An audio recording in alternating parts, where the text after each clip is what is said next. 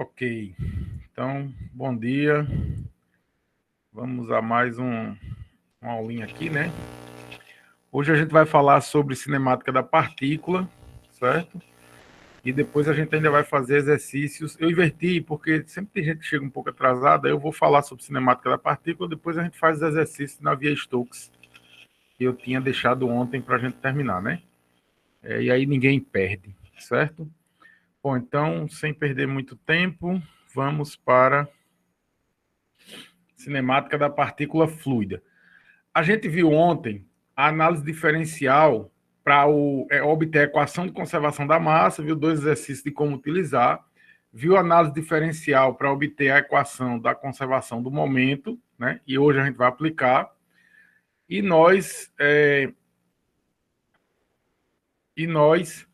hoje também vamos ver como é que se dá a cinemática de uma partícula fluida, como é que ela se movimenta, quais são os possíveis movimentos e como é que a gente identifica esses movimentos e equaciona, certo?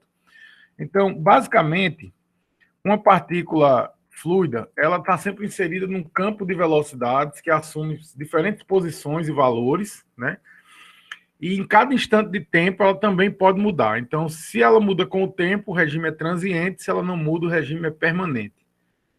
A ideia aqui é descrever esse movimento num campo de escoamento, né? Usando o sistema de coordenadas retangulares. Eu não vou fazer com o sistema de coordenadas cilíndricas, mas com o sistema de coordenadas retangulares, sim, coordenadas cartesianas, né? Para obter como é descrito esse escoamento.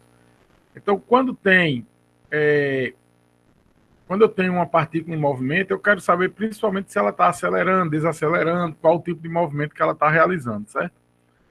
Então, como a partícula se movimenta, né?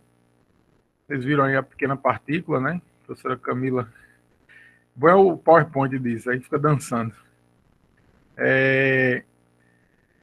Então, aqui, ó, para a gente fazer essa formulação, eu vou pensar de novo no elemento diferencial. Lembra que eu quero a partícula fluida específica, certo? Então, olha... Professor, você não está apresentando a tela.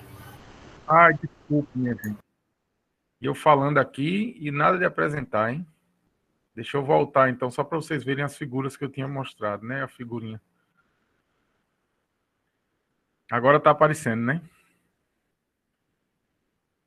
Bom, aqui eu só tinha falado o que eu tinha falado, né? Tá só escrito aqui. E aí eu quero saber como é que uma partícula fluida se movimenta, certo? Com essa figurinha aqui que eu falei, que é o bonequinho dançando lá no PowerPoint, né? Bom, elemento infinitesimal. Eu vou olhar para esse elemento infinitesimal, certo? E estudar quais são os tipos de movimento, né? Na verdade, tem dois movimentos que vocês já conhecem, certo? Que são os movimentos de translação e rotação, porque esse movimento ele acontece também para corpos gigantes rígidos. Então, o que é o movimento de translação? O movimento de translação é quando todo objeto ele se movimenta, né, numa determinada direção ou num conjunto de direções, mas sem haver mudança do seu eixo de rotação e nem deformação da sua estrutura. Então, é um movimento normal quando você caminha para algum lugar, né? Você não rotaciona.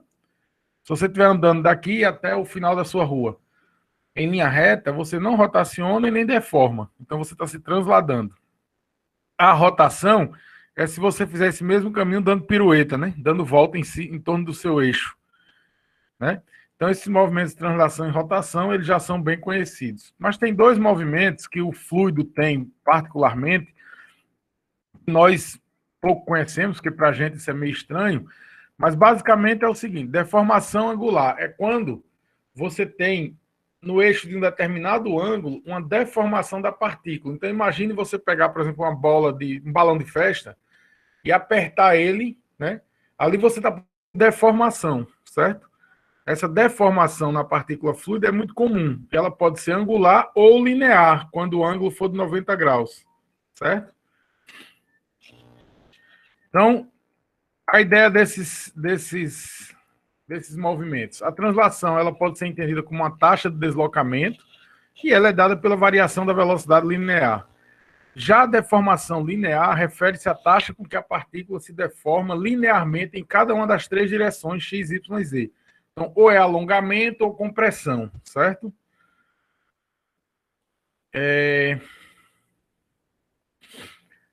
Além disso, a gente tem a rotação, que é a taxa de rotação refere-se ao deslocamento angular de uma partícula fluida, então a variação não na velocidade linear, mas na velocidade angular, né? E a deformação angular refere-se à deformação de uma partícula devido a efeitos de cisalhamento. É quando você pega, por exemplo, passa a mão em cima de uma poça de água, por exemplo, você vai promover uma deformação angular devido às taxas de cisalhamento que você criou naquele conjunto água, né?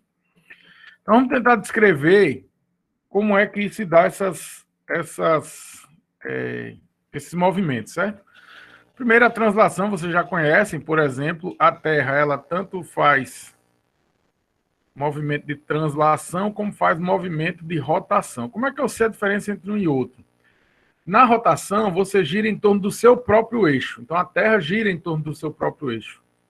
Já na translação, você gira em torno de uma referência externa a você. Então, por exemplo, a Terra gira ou movimenta-se em relação ao Sol, certo? E assim por diante.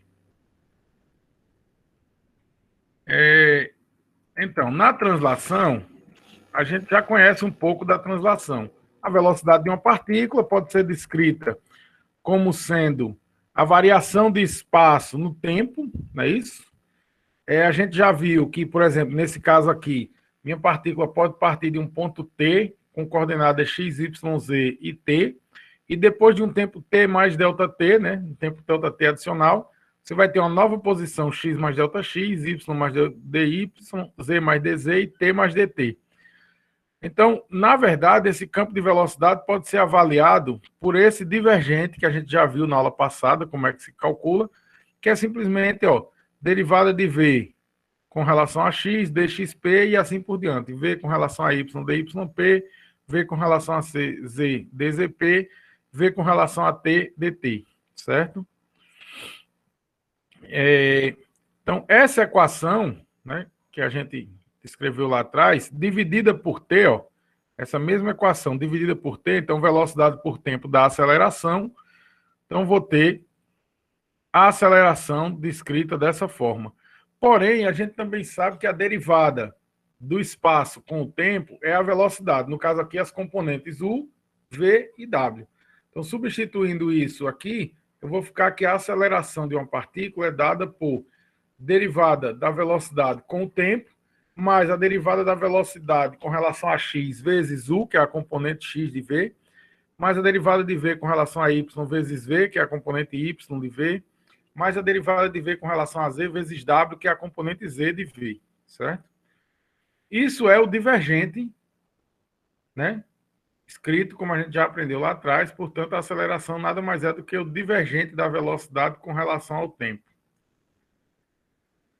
Opa! Espera aí. Deixa eu voltar aqui.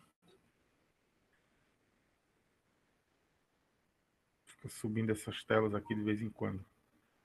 Bom, então, a minha aceleração local ela é referente a mudanças temporais em uma mesma posição. Já a aceleração convectiva, ela se relaciona com as mudanças de velocidade durante as mudanças de posição das partículas fluidas. Então, você tem a aceleração convectiva, é essa aceleração completa aqui, que está relacionada não só com as mudanças com relação ao tempo, né, mas também à posição, certo?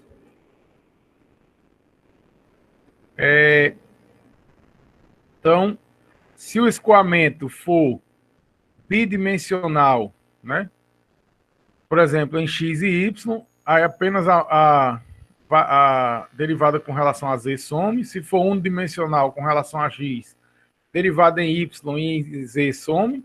Mas se ele for tridimensional, só que em regime permanente, você tem a derivada com relação a t, é quem some, certo? Então aqui estão todas as equações, se você precisar. Na verdade, você não precisa saber, basta saber a primeira.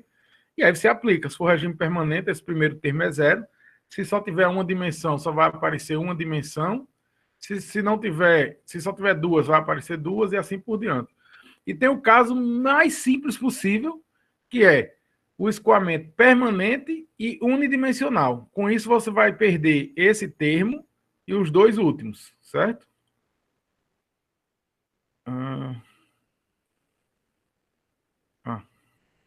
Esse termo e os dois últimos, ok? Não estou mais apresentando. Espera aí. Está aparecendo para vocês, não? Tá aparecendo na barra lateral só, professor. Eu acho que tem que cancelar o compartilhamento e começar de novo. Deixa eu retomar a apresentação. E agora? Deu certo, né? Agora voltou. Tá. Então, se você tiver o conhecimento, se é unidimensional, bidimensional, se é permanente, aí você pode cancelar os termos aqui necessários, certo? Bom, então a minha aceleração, ela pode ser escrita nas três direções, x, y, z. Veja o que é que muda. Aquela aceleração que está escrita aqui em cima, ela está considerando nas três dimensões. Quando eu posso decompor ela em x, y, z, o que é que vai mudar? No lugar do v aqui, vai aparecer o u para o x, o v para o y e o w para o z, certo? Somando esses três, você tem a aceleração toda. É mais fácil trabalhar assim, porque você pega só a componente da velocidade. Se você for trabalhar dessa forma, você vai ter que usar toda a sua velocidade, certo? Então vamos ver esse exemplo aqui, ó. Considere o escoamento bidimensional em regime permanente e incompressível através do canal plano convergente mostrado. A velocidade sobre a linha de centro horizontal eixo x é dada por v igual a v1 que multiplica 1 mais x sobre L e determina uma expressão para a aceleração de uma partícula movendo-se ao longo da linha de centro usando o método euleriano e o método lagrangiano. Avalie a aceleração quando a partícula estiver no início e no final do canal. O que é o método euleriano, o que é o método lagrangiano, né? Isso é uma coisa que vocês precisam ter em mente, né? O método euleriano é aquele que resolve o problema por uma diferencial. E o método lagrangiano resolve o problema por uma integral, certo? Basicamente é isso. E ele quer saber qual é a aceleração quando a partícula estiver no início e no final do canal, certo? Então vamos lá.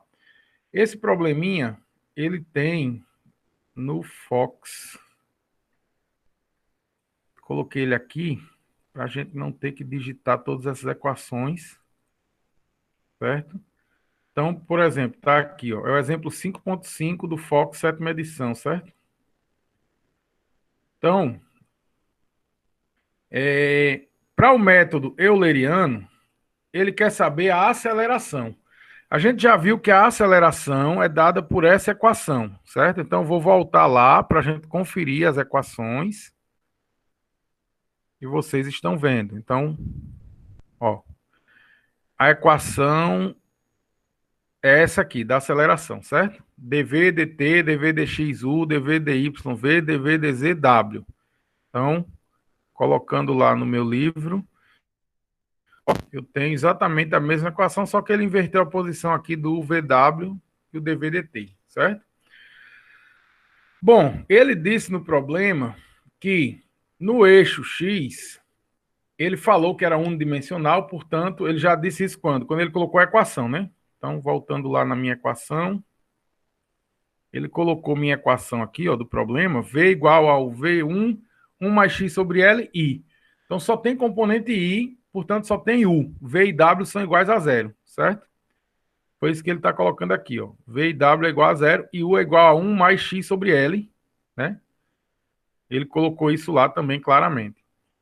Então, quando a gente faz... Aqui está faltando um V1, né? V1 que multiplica 1 mais x sobre L. Então, quando eu faço V igual a zero e W igual a zero, esses dois termos somem, certo? Além disso, ele fala no problema que o escoamento é...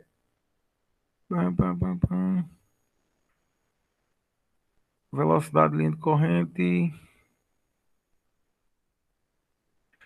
Considera o escoamento bidimensional permanente incompressível, isso, incompressível, permanente. Então, o que é que vai acontecer? A minha equação, eu vou ter esse termo que varia com o tempo é zero, porque o escoamento é permanente. Esses dois termos são iguais a zero, porque V e W são iguais a zero, certo? Então, eu vou ficar que a minha aceleração é dada por U, del X. U é V1, 1 mais X sobre L. A derivada de V1 que multiplica 1 mais X sobre L dá V1 sobre L. Tá aqui, ó, derivada de U com relação a X, certo? Derivada de U com relação a X. Então, eu tenho aqui a minha expressão da aceleração. V1 ao quadrado L, 1 que multiplica, ou 1 mais X sobre L, certo? Essa é a expressão que fornece a aceleração de uma partícula para qualquer posição num dado instante, certo? O outro método, que é o método lagrangiano, eu preciso, para resolver ele, eu vou precisar chegar na minha aceleração usando uma integral, certo? Para isso, veja só, ele deu a componente U, que é V1, que multiplica 1 mais X sobre L, certo? Eu sei que isso também é igual à derivada da posição com o tempo, né? Velocidade é a derivada da posição com o tempo. Velocidade é a derivada da posição com o tempo, certo? Então, quando você tem a derivada da posição com o tempo igual a esse V1, que multiplica 1 mais X sobre L, você pode separar as variáveis, né? Separar essas variáveis para ficar com uma equação que possa ser integrável. Usando que limites? Quando t for igual a zero, que eu vou integrar em x e em t, certo? Então, quando t for igual a zero, x também é igual a zero. Quando t for igual ao tempo total, x vai ser igual ao x total, certo? Essa é a integral que eu vou resolver. Isolando, tá? Eu vou trazer esse 1 mais xp sobre L aqui para baixo e V1 dt vai ficar do lado de cá. É o que está aqui embaixo. Certo? Então, eu tenho de 0 a xp, dxp, 1 mais xp sobre L, de 0 a t, que está escrito 1, mas é t. V1 dt, certo? Integrando, isso aqui vai dar ln, né? O L vai aparecer lá fora. E aqui vai dar V1t. Quando você reorganizar esses termos, você vai chegar com xp igual a L exponencial de V1 sobre t, V1t sobre L, menos 1. E sabendo a posição, para eu chegar na aceleração, eu derivo duas vezes, correto? Que a posição derivada a primeira vez vai dar a velocidade, e a posição derivada a segunda vez vai dar a aceleração, certo? Então, fazendo as duas derivações, eu vou chegar no meu termo de aceleração. Esse fornece a aceleração em qualquer instante t da partícula que estava numa posição x igual a zero inicial, certo?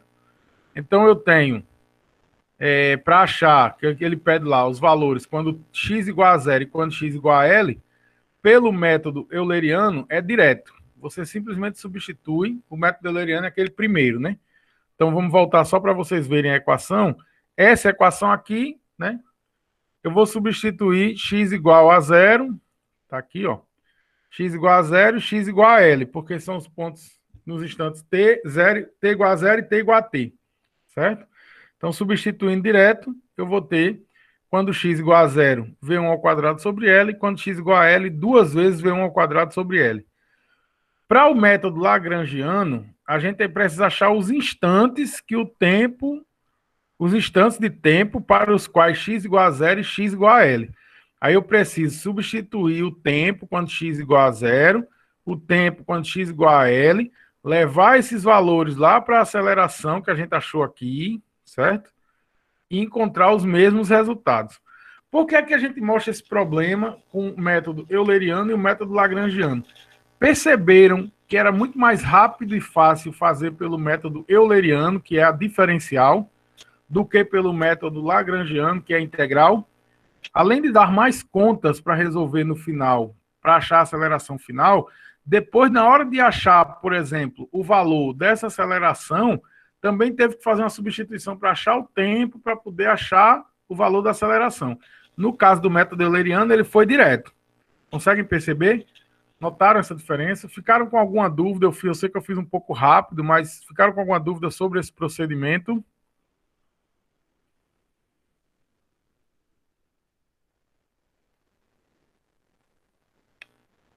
Sim? Não? Amanda, você escreveu sim, mas eu não entendi se esse sim era de quê, e agora o não também é de quê. Acho que o sim era que o euleriano era mais fácil. Ah, tá. Perfeito. Por que é que isso acontece? Porque o método euleriano, que é esse método diferencial, ele serve exatamente para você encontrar o comportamento da partícula ou da situação específica. Quando eu falar em equipamentos, né, em coisas maiores, com volume de controle bem definido, né, então a gente tem a gente tem uma lógica de usar o método lagrangiano, que é o método das integrais, certo? Então, sempre assim, ó, se o problema envolver fluxo, volumes maiores, objetos bem definidos, o ideal é você partir para o método lagrangiano. Se o objeto quiser saber o comportamento do fluido, que é o caso aqui, ele quer saber a aceleração da partícula, é melhor partir para o método euleriano, certo? Vamos lá. Então, seguindo.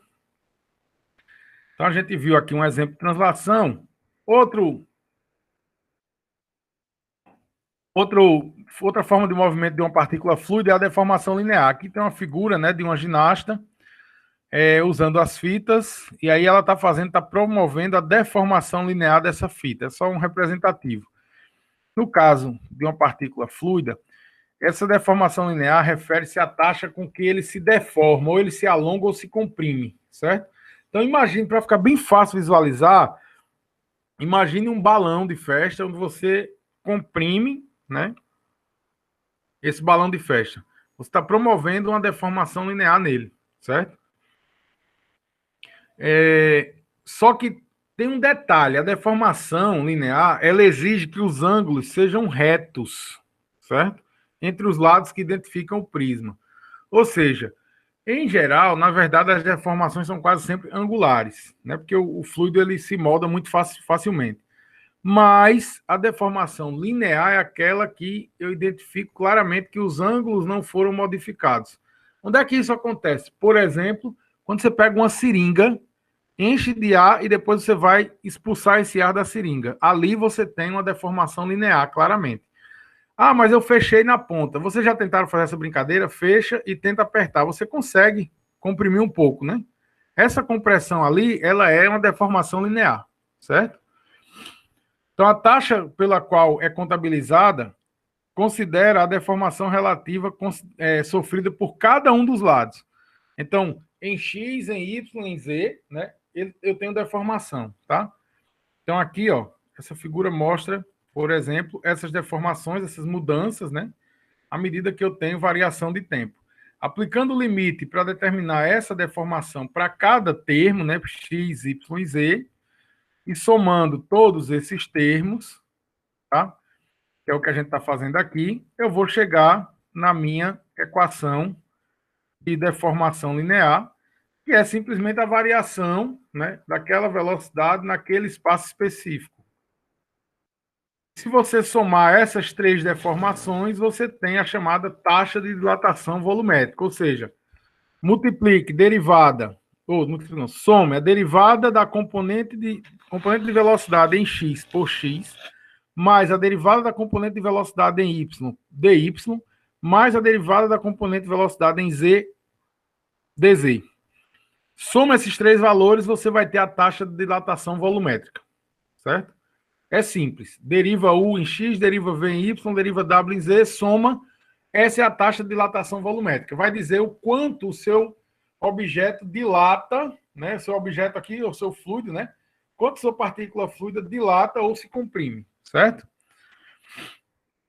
Outra forma de movimento é a rotação, né?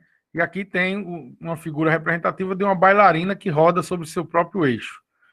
No caso de uma rotação, uma das coisas mais importantes é determinar se o escoamento tem rotacionalidade ou não, certo?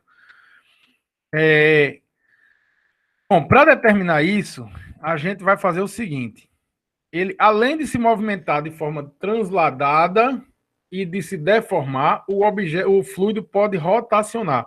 Por exemplo, você vê isso macroscopicamente quando você está com água, por exemplo, numa pia que você tira o tampo, né? E ele começa a rotacionar para descer, ele forma aquele vórtice, certo? Então, essa rotação, é claro, não é o assunto aqui da aula, mas essa rotação tem a ver, inclusive, com o hemisfério em que você está, certo? Se você estiver no hemisfério norte, ele gira para um lado, se estiver no hemisfério sul, gira para o outro. Isso tem a ver também com os campos magnéticos da Terra, etc. Certo? A rotação é provocada pelo fluido na vizinhança da partícula. O que acontece? O fluido ele começa a se movimentar, e aí quando ele se movimenta, ele remove essa partícula do lugar, esse movimento começa a girar como se fosse um redemoinho, certo? E essa velocidade, essa rotacionalidade é medida através da velocidade angular, ok? A taxa de rotação média de duas retas perpendiculares entre si que se interceptam num ponto é dada por essa taxa de rotacionalidade. E ela é obtida a partir de um produto vetorial, certo? Então, se você observar aqui, você vai ver que o cálculo aqui é o produto vetorial entre o vetor na posição inicial e o vetor na posição final. Porque esse produto vetorial vai resultar um novo vetor que vai dizer se ele rotacionou ou não, certo? Aplicando os mesmos limites, eu não vou perder tempo com essas deduções matemáticas, aqui já tem os passos, é só se vocês seguirem, certo? Aplicando os mesmos limites e olhando para as três dimensões, né? X, Y e Z, eu vou chegar que a velocidade angular é uma grandeza vetorial relacionada com a taxa de rotação média de duas retas perpendiculares. Vou chegar nos termos de rotacional nas três dimensões, que são esses aqui, WZ, WX e WY. Então, essa equaçãozinha aqui, ó, rotacional é igual a 1 meio de derivada de W sobre Y, derivada de W com relação a Y, menos derivada de V com relação a Z na direção I, e assim por diante, né? Percebam que, para você, se você quiser ter uma metodologia para gravar o seu rotacional, ela não é difícil, certo? Basicamente é o seguinte, na direção I, as derivadas são de W e V, que não é o U, né? São as outras velocidades, derivadas sempre com relação ao eixo contrário. Então, dW, que seria Z, é com Y. dV, que seria Z, e Y é com Z. Aqui em J vai aparecer U e W. U com relação a Z, W com relação a X. Certo? E aqui vai aparecer no Z, né? dV com relação a X, dU com relação a Y. Certo? Então, a posição é sempre na direção da rotação. Certo? W vem antes do V, U vem antes do W, V vem antes do U, certo? Rotacionando. Mas tem um jeito mais fácil ainda de você não errar isso aqui, que é escrever o rotacional com essa equação, que é 1 meio do produto vetorial nabla pela velocidade, e aí eu posso escrever uma matriz, certo? Que é composta por IJK, derivada com relação a X, derivada com relação a Y, derivada com relação a Z, U, V e W. Certo? Então, por exemplo, se você aplicar, né? Aplicar aqui, escalonal. Se você aplicar o determinante dessa matriz, você vai ter, ó, I, DY, DW. Tá vendo, ó? DW, DY, menos, aí o outro I vai aparecer aqui, DZ, DV. Não é isso? Eu não sei como é que vocês fazem determinante, eu não vou confundir a cabeça de vocês, porque eu tenho uma regra que não precisa copiar aqui para o lado, né? Tem gente que só consegue fazer copiando. Eu faço assim, ó, esse por esse.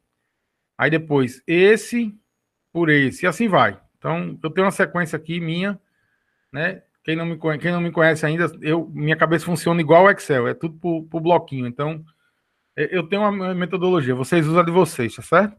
Mas se você fizer esse determinante, vai dar exatamente essa equação aqui. E esse determinante é fácil de montar porque é IJK derivada com relação a x, com relação a y e com relação a z, o VW. E tem um meio aqui. Esse rotacional determina o nível de rotação que uma partícula fluida está sofrendo. É só resolver isso aqui e você vai dizer se está sofrendo rotação ou não, tá certo? Vamos seguir em frente. Então, como consequência da ação de esforços tangenciais, a rotação se dá. Porém, se houver inexistência de tensões tangenciais ou se essas tensões tangenciais se anularem, você vai ter um escoamento irrotacional. Somente é verificado quando trata-se de escoamento de fluido ideal ou não viscoso. Na Terra, um escoamento irrotacional só é observado sobre a linha do Equador. Né? Se no norte ele gira para um lado e no sul gira para o outro, na linha do Equador o escoamento não tem rotação. Certo? Observe que a característica viscosa de um escoamento induz necessariamente a ocorrência de rotação das partículas fluidas. Né? Necessariamente. A última velocidade, a última forma de movimento é a deformação angular. Certo?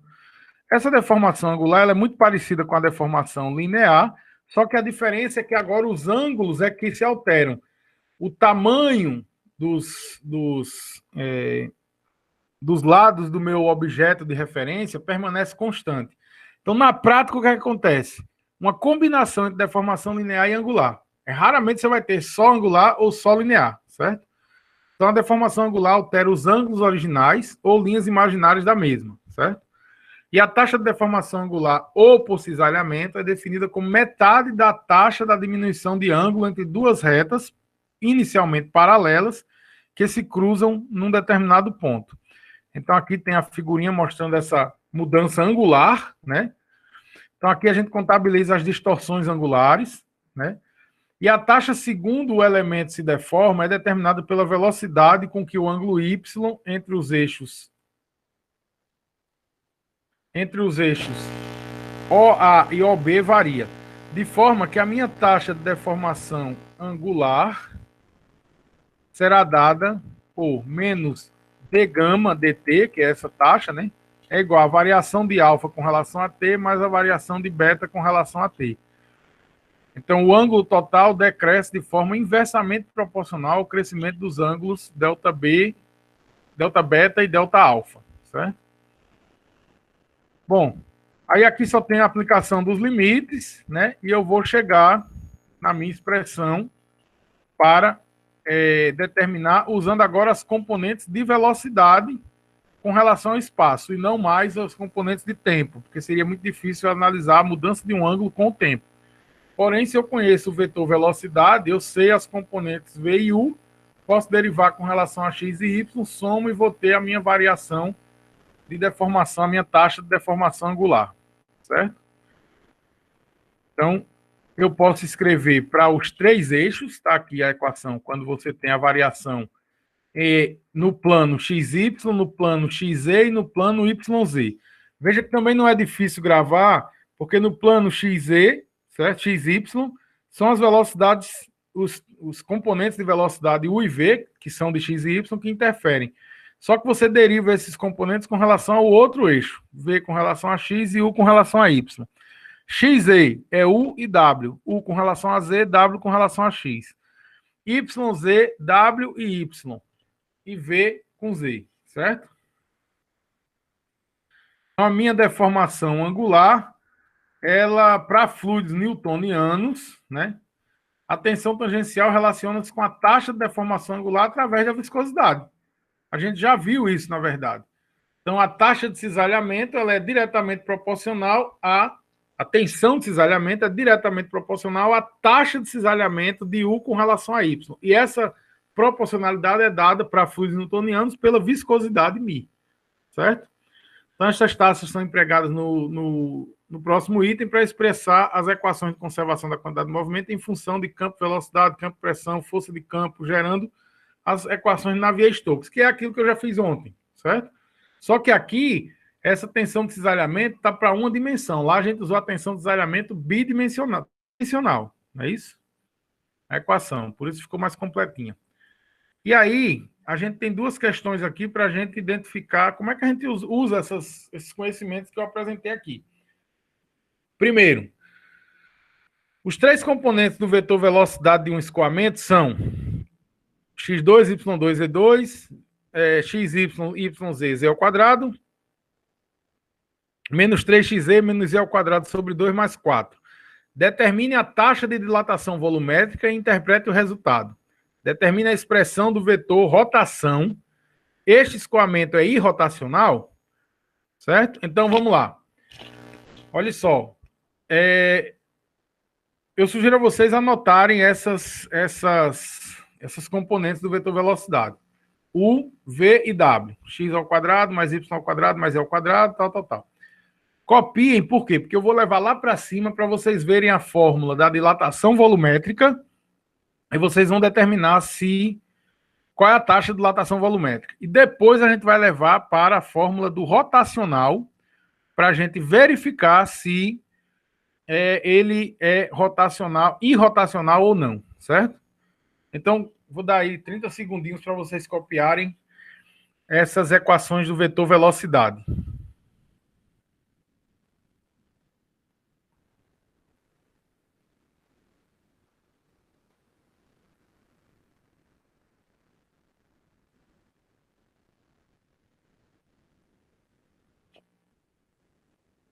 Professor, fizeram uma pergunta aí no chat sobre a deformação angular.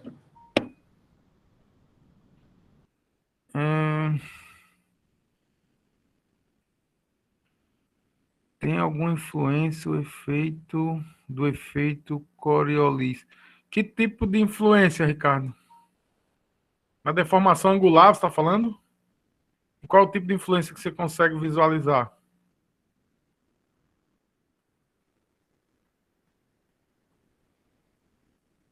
Vou deixar na outra tela para o pessoal ir copiando enquanto você formula aí a sua.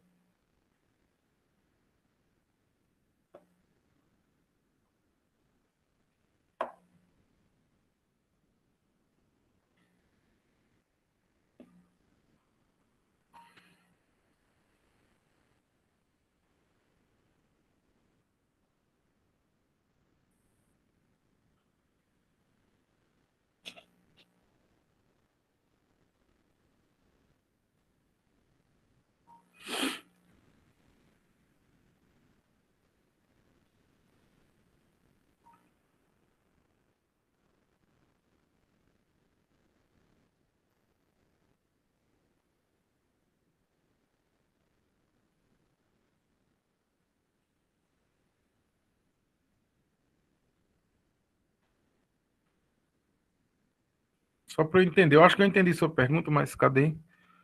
Velocidades e seu efeito referencial. Efeito referencial apenas para o sentido de giro, certo? O efeito Coriolis, ele é uma força de inércia, né? Que... Como é que eu explico para vocês, meu Deus?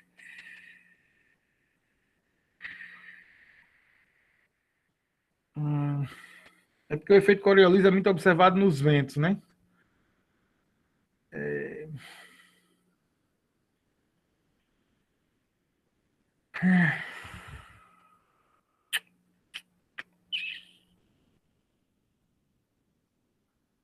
É porque assim, o efeito Coriolis ele está relacionado com o movimento inercial quando a referência é não inercial, tá certo?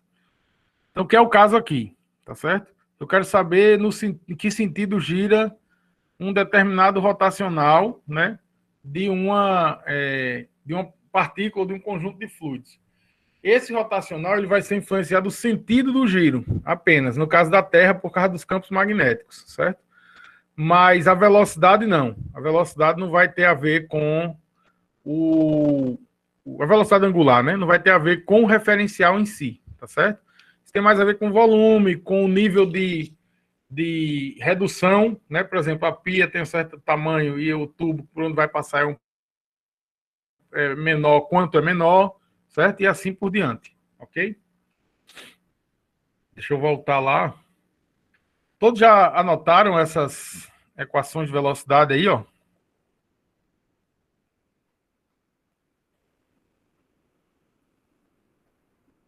Bom, aí ele quer saber a taxa de dilatação volumétrica. Então, vou voltar lá no slide que tem a equação da taxa de dilatação volumétrica. Eu podia dizer, mas eu quero que vocês vejam, para vocês mesmos fazerem aí, certo? Dilatação volumétrica, está aqui. Ó. Então, é simplesmente derivar U com relação a X, V com relação a Y e W com relação a C e somar. Então, vocês vão fazer isso agora, certo? Pega lá aquelas equações, deriva U com relação a X, V com relação a Y e W com relação a Z, soma e me diz quanto dá o valor e qual é a interpretação que vocês fazem desse valor.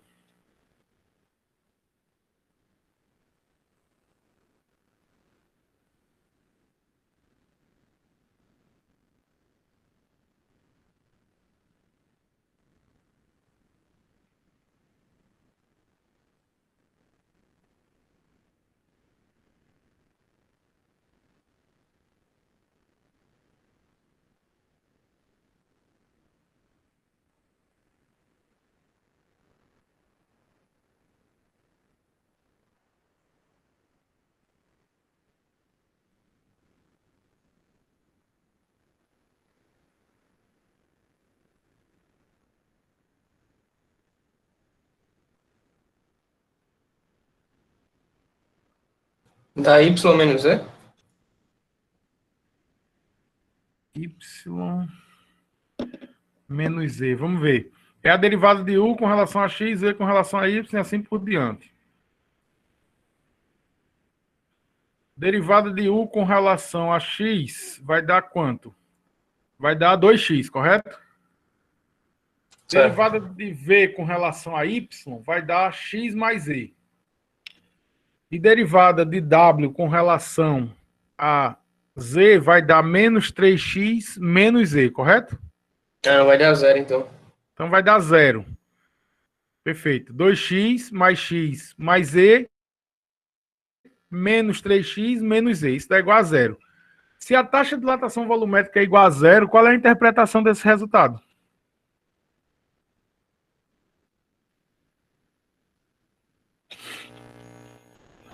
Que ele não rotaciona? Ou nada a Não, ver? dilatação volumétrica. Ah, Ou seja, ele não sofre deformação. Certo? Esse fluido, nesse campo de velocidade, não sofre deformação. Ele não se dilata nem se É comprime. incompressível? Perfeito? Veja, não é que eu deva dizer que ele é incompressível, porque a compressibilidade tem a ver com a densidade, certo? E a densidade é massa por volume. O que eu estou dizendo aqui é que o volume não se altera. Se a massa também não se alterar, o que provavelmente está acontecendo, aí sim a densidade é constante. Perfeito? Então eu posso dizer com toda certeza que o volume não se altera aqui. Isso eu posso dizer de cara.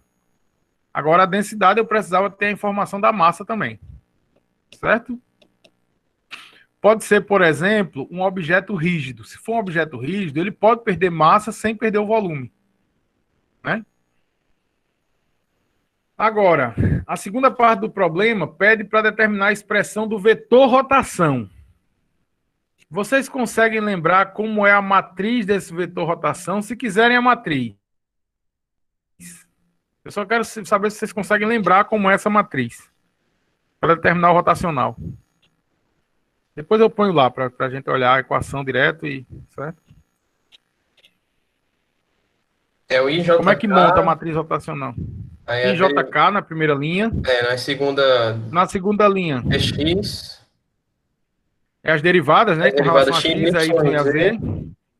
E na terceira linha. Ah, eu lembro não. São os componentes do vetor velocidade, U, V e W. Certo? Deixa eu pular na equação. Tem na mesma página a equação e o rotacional, que é esse aqui, ó. Então, vocês podem usar a matriz ou podem aplicar direto aqui, ó. Então, façam aí e determinem o valor do rotacional, por favor.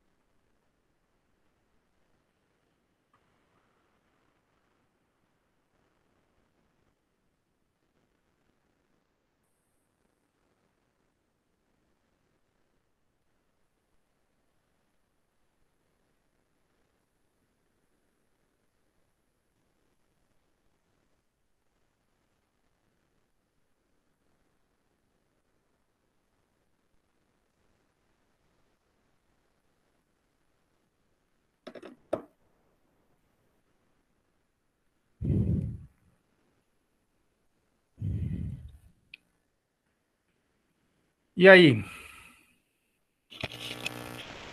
Conseguiram? Expressãozinha grande, viu? Eu acho que deu O certo. rotacional dá trabalho. Vamos ver, ó. DW, DY, certo? A gente vai fazer aos poucos. DW, DY.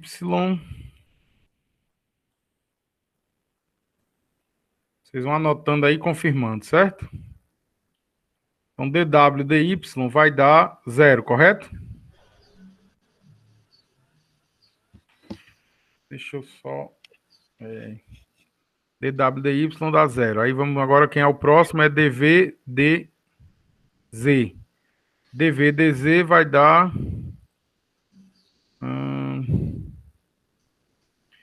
DV, DZ vai dar Y, certo? DW, DY dá 0, DV, DZ dá Y. Aí agora vamos para DU, DZ, DW, Professor? DX. Oi, No V também tem um Z ao quadrado, não? deixa eu me ver aqui. Fica Y mais 2Z. Ah, sim, verdade. Desculpem, é isso mesmo. Y mais 2Z. O Y, o DW, DY dá 0. O DV, DZ dá Y mais 2Z. Aí agora eu tenho... DU, DZ e DW, DX. DU, DZ... Cadê? DU, DZ dá 2Z. DW, DX dá menos 3Z, correto? E por último eu tenho DV, DX, DU, DY. DV, DX dá Y e DU, DY dá 2Y, certo? A questão é que eu tenho... Opa, passei aqui. Eu tenho... Aqui, essa primeira parte do meu parênteses deu o que aí, nessas derivações que a gente fez? Y mais 2Z. Y mais 2Z, quer dizer, menos Y menos 2Z, não é isso? Porque tem um menos ali, né? Isso, negativo. Na direção I, certo? Mais, aí o segundo parênteses deu o quê? 5Z. 5Z na direção J. Isso. E o último deu Menos Y. menos Y na direção K, certo? Ou seja, não pode ser 0, porque esse é um produto vetorial. Então, ele é um vetor com componentes I, J, K, certo? Então, esse fluido que está descrito por essas componentes U, V e W, ele não se dilata, não sofre deformação, mas ele rotaciona, certo? Essa essa é a descrição física disso aí. O outro problema que tem lá no final é esse aqui, ó. Um campo de velocidade de um escoamento bidimensional é descrito por 4xy mais 2x ao quadrado menos y ao quadrado j. Ou seja, só tem as componentes U, que é 4xy, e V, que é 2x ao quadrado menos y ao quadrado. Esse escoamento aí rotacional, então vocês vão fazer a mesma coisa, certo? Só que agora só vai ter a componente U e a componente V, certo? Então anotem aí, U é 4xy e V é 2x ao quadrado menos y ao quadrado. Professor, Oi. professor, você pode repetir a dedução dessa questão anterior? Na hora que você estava falando, passou um carro de som aqui, eu não consegui ouvir nada. Tá, espera aí, rapidinho.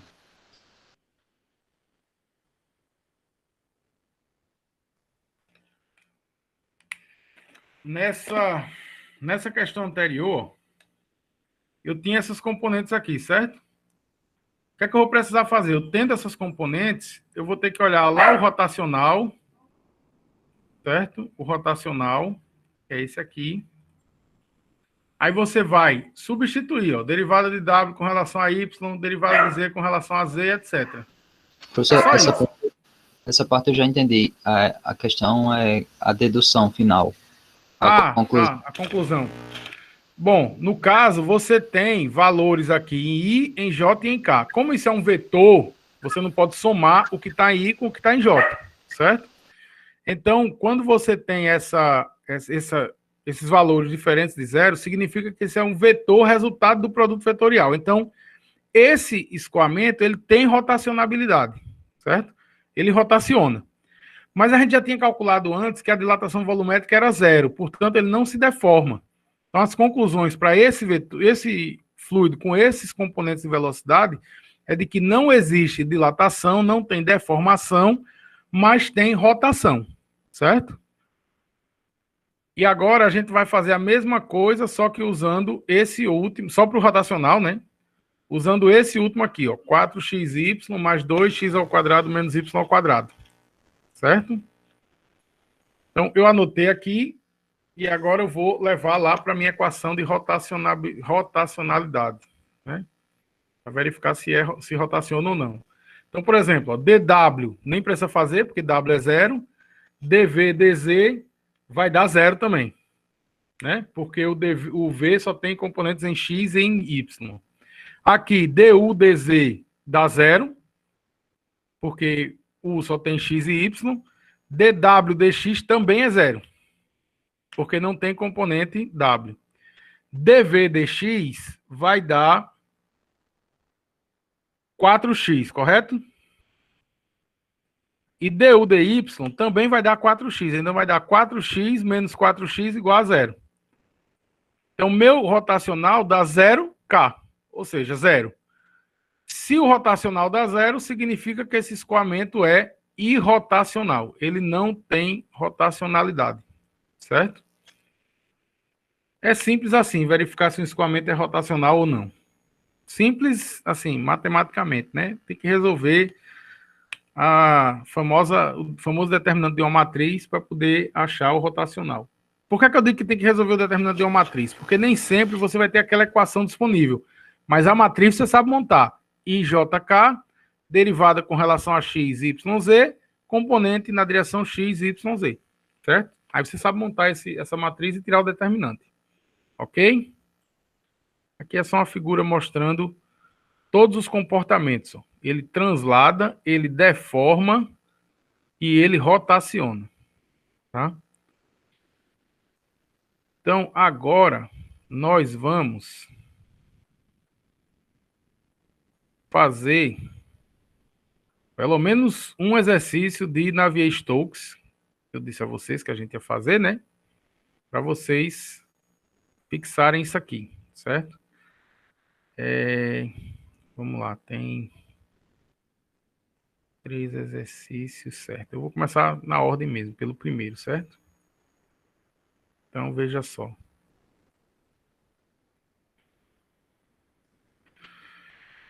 Bom, podemos fazer isso aqui? Partir para esse... Professor, tem como só mandar depois a resposta, o gabarito final desses exercícios, dos slides? De qual desses que a gente acabou de fazer? Do 1 e do 2?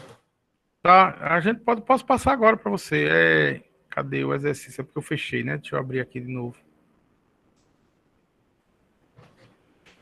Cinemática da partícula. Ó, o primeiro, ele não sofre dilatação volumétrica, porque a taxa de dilatação é igual a zero, e ele rotaciona, certo? Aí por que rotaciona? Porque você vai encontrar lá um vetor com componentes IJK, certo? E o último, o escoamento é irrotacional, porque quando você calcular o rotacional vai dar igual a zero. Ok? Ok, obrigado, professor. Nada. Então, fecha aqui e vamos para esses slides. Então, olha só, gente. Ontem eu falei rapidamente sobre a conservação do momento, e aí agora a gente vai resolver um exercício de como é que fica esse escoamento, né, incompressível com viscosidade constante. Então, considere um escoamento em regime permanente entre duas placas infinitas, né? Mas como é que pode ser duas placas infinitas? Realmente é difícil imaginar que duas placas paralelas são infinitas, certo? Porém, se você imaginar um mancal girando dentro de um cilindro, né? E se você pudesse, por exemplo, expandir ele para tornar ele 2 placas, ele seria infinito, porque o mancal, girando, ele nunca vai deixar de ter contato com o cilindro. Se a gente transformasse isso em 2 placas, seriam exatamente 2 placas infinitas. Então, essa é a visualização de 2 placas infinitas. Um mancal, né, girando dentro de um cilindro, certo? Então, um escoamento em regime permanente entre 2 placas infinitas, uma móvel e outra fixa. Esse é o chamado escoamento de coete. Então, é assim, é exatamente o mancal. O cilindro está parado e o mancal está se movimentando com velocidade, certo? Elas são paralelas e horizontais. Neste escoamento, as partículas se deslocam na direção X, que é paralela às placas, e que não existem outros componentes do vetor velocidade, ou seja, V igual a 0 e W igual a 0. Obtenha o perfil de velocidade para este escoamento. Deixa eu ver se tem uma figura aqui no Fox que mostre esse escoamento de Coe, para caso alguém não tenha visualizado ainda, certo? Taxa de deformação.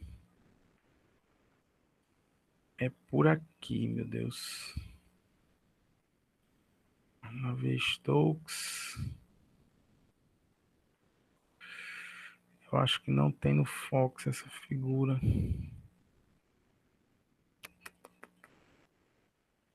Não tem. Mas aí a gente faz o seguinte, a gente apela, né?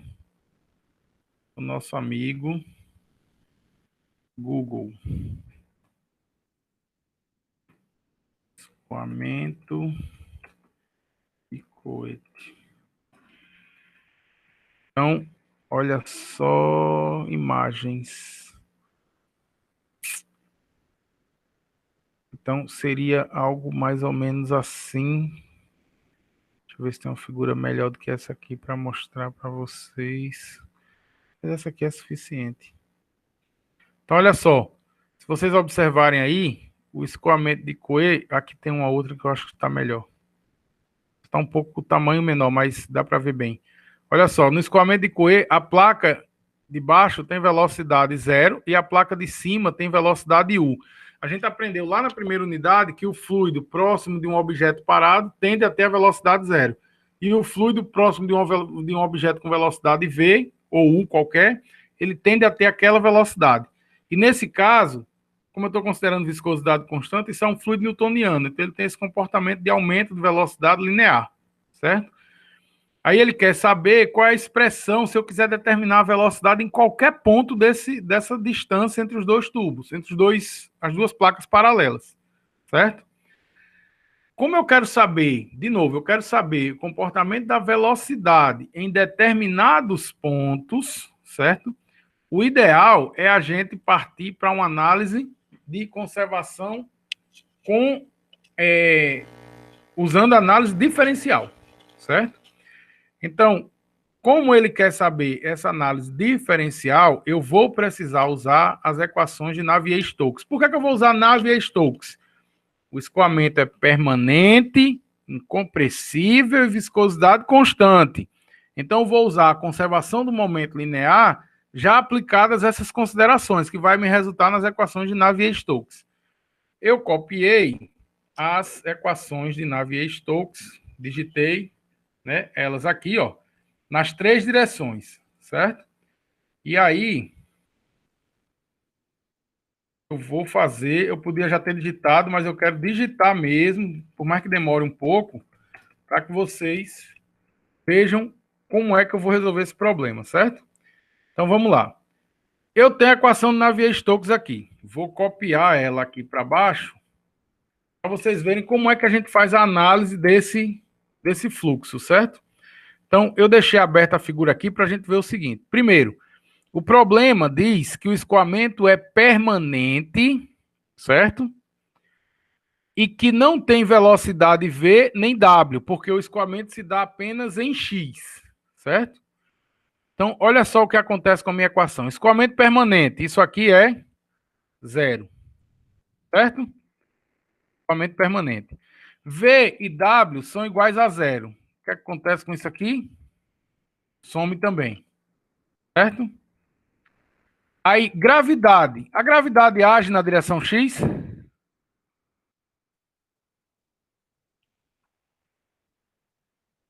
Não. Não. Então, esse termo some. Gradiente de pressão, a gente deixa ele aqui por enquanto, certo? Viscosidade, e aí depois a gente vai avaliar essas variações aqui de U com relação a cada um desses termos, certo? X, Y e Z. Então, veja como minha equação já ficou mais reduzida. E agora, eu vou copiar essa mesma equação aqui para baixo. Então, só para deixar claro aqui, ó, aqui sumiu. Não, peraí. Vou colocar aqui em cima. Escoamento permanente, né? E V igual a W, que é igual a zero. Então, com essas informações, minha equação ficou reduzida a isso aqui, porque soma esse termo, esses dois termos, sim, e gravidade não age em X, certo? Sumiram alguns termos por causa dessas informações aqui em cima. Agora, nessa passagem, eu quero verificar, o que é que falta verificar? Comportamento de U com relação a X, a Y e a Z, certo? Aí veja só, para isso eu vou precisar da minha figura, tá lá no Google. Olha só, se isso aqui, apesar de que ele chamou o eixo Z, esse aqui eu vou chamar de Y, tá? Só por uma questão mesmo de organização minha. Deixe-me ver se a minha figura anterior... Vou deixar nessa tá um pouco maior só. Então, o que acontece? Eixo X na horizontal, eixo Y na vertical, certo? Veja só, minha velocidade, se eu pegar no mesmo ponto aqui qualquer e andar em Y, vocês concordam que a velocidade varia? Sim. Mas se você fizer a mesma coisa para X e para W, não tem variação, de forma que U só varia na direção Y. A taxa de deformação de U está relacionada com a altura. Por quê? Porque a velocidade é zero na placa de baixo e máxima na placa de cima. Então, como só tem variação de U com relação a Y, então variação U só varia com Y, o que é que vai acontecer com a minha equação? Se U só varia com Y, esse termo aqui some, certo? Então, todo esse termo aqui vai sumir e vai ficar igual a zero. E aqui, esse termo some e esse termo some. Certo? Olha aí como ficou mais reduzida a minha equação. Deixa eu só ver uma coisa aqui. Certo? Professor, mas o que é que gera o movimento? É exatamente essa diferença de pressão que vai gerar o movimento. Se não tiver essa diferença de pressão, não tem movimento. Certo? Além da diferença de pressão, a placa ajuda porque ela se move com velocidade constante. Certo? O que é que vocês precisam fazer aqui agora? Eu preciso resolver essa equação diferencial. Para resolver essa equação diferencial, né, eu vou separar os termos aqui, vou passar dp dx para o outro lado, certo? Então vai ficar Ctrl C, Ctrl V. O dp dx fica positivo e o mi passa dividindo o dp dx, né? Então vou inserir aqui uma outra fração para escrever 1 sobre mi aqui embaixo. Isso?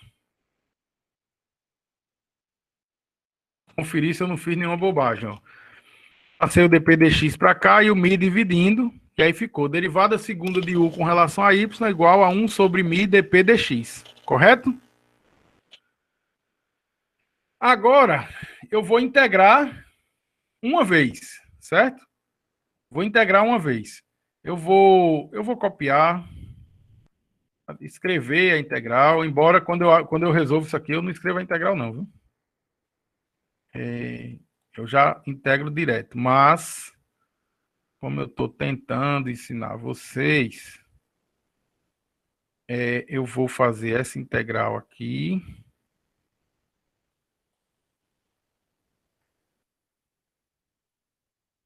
É igual a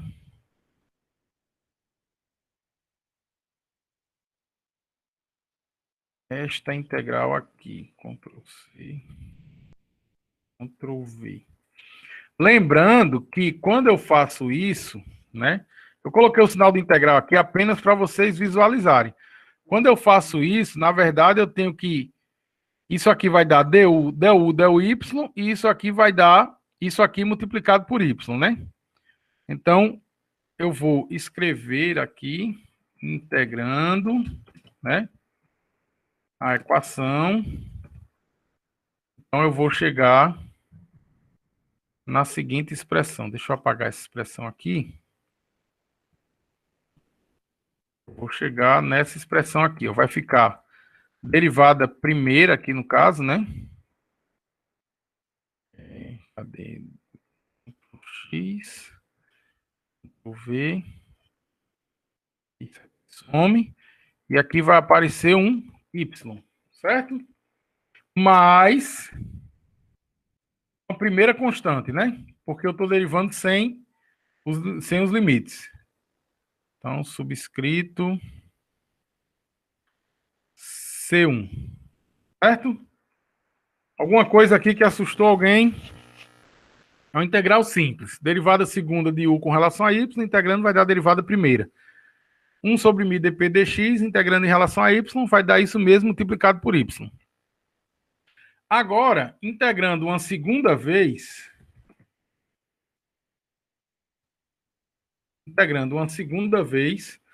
eu vou chegar na seguinte expressão. C, Ctrl V. Aqui agora eu já vou ter u é igual a isso aqui, né? Vezes y ao quadrado sobre 2, correto? Aí eu vou só escrever da seguinte forma. Aliás, eu já vou colocar o 2 aqui, ó, na frente do mi. E vou escrever aqui y ao quadrado. Certo? Y ao quadrado. Mais C1y. Não. Mais C2. Certo? Mais C2. Correto, pessoal? Tranquilo essas duas integrações. Veja só como o problema se reduz de uma equação do tamanho do mundo, né? Tá aqui. Porque eu fiz algumas considerações no meu problema, eu observei algumas coisas que o problema pedia, e vou chegar nessa situação aqui. U só varia com y, né? E aí vou resolver a integral. Só que o meu problema ainda não está resolvido. Por quê? Porque eu tenho aqui C1 e C2, e eu quero saber quem é C1 e quem é C2. Agora eu vou voltar para a minha figurinha lá do Google, para a gente verificar o seguinte. Quando eu fizer y igual a 0, qual é a velocidade?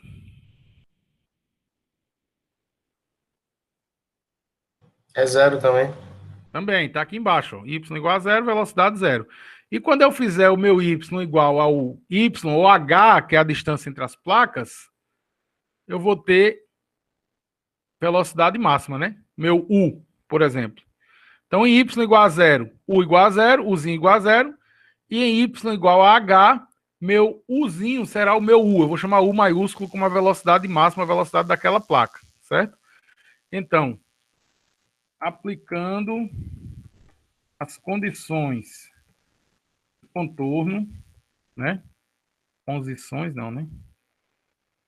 Nenhum carioca para falar assim. Condições de contorno, nós temos em t igual a 0, ou em t, ó, em y igual a 0, nós temos que u, aí, ó, igual a 0, u igual a 0. E y igual a h, u é igual a u maiúsculo, certo? Então, olhando essas condições de contorno, certo? Aí, substituindo a primeira condição, temos... Quando eu substituir a primeira condição de contorno, o que é que vai acontecer? Eu vou ter 0 igual a 0, mais 0, mais C2. Portanto, C2, né? Vou inserir aqui uma equação. Vou escrever bem legalzinho, subscrito C2 igual a zero, certo? Então, já sei que C2 é igual a zero por causa da minha primeira condição de contorno, porque quando y é zero, isso aqui some, isso aqui tudo, e u igual a zero, certo? Então, substituindo a segunda condição de contorno,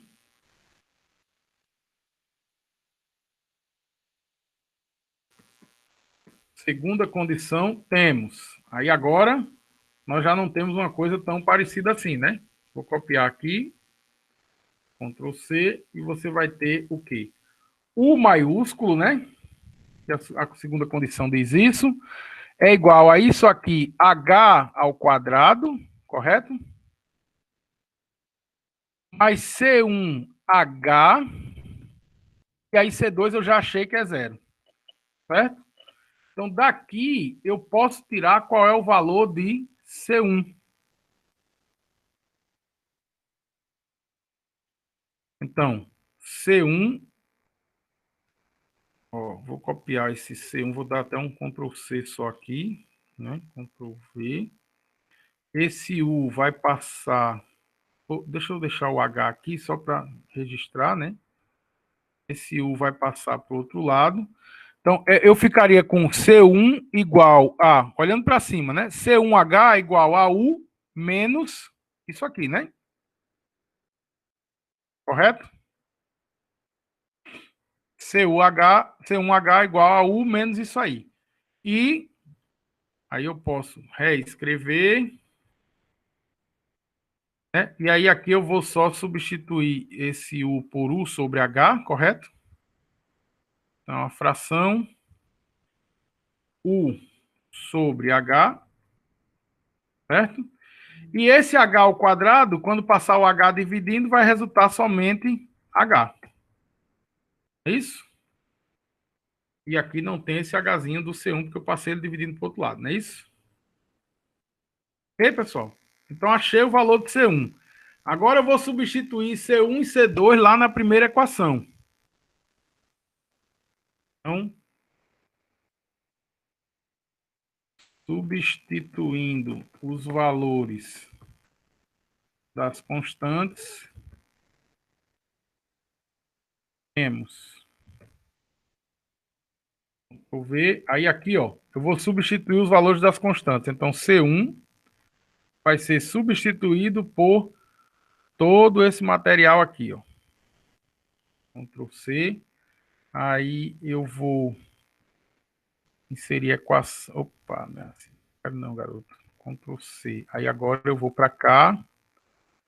Vou inserir a equação para colocar um parênteses.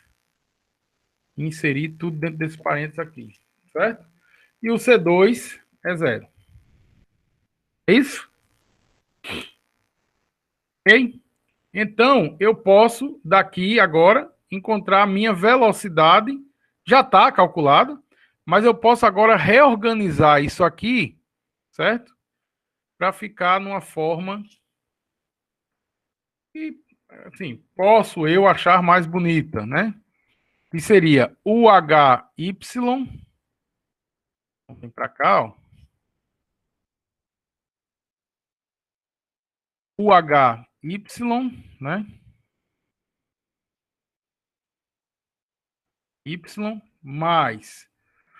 Aí esse UH já não está mais aqui, né? E eu vou ficar com, olha só, colocando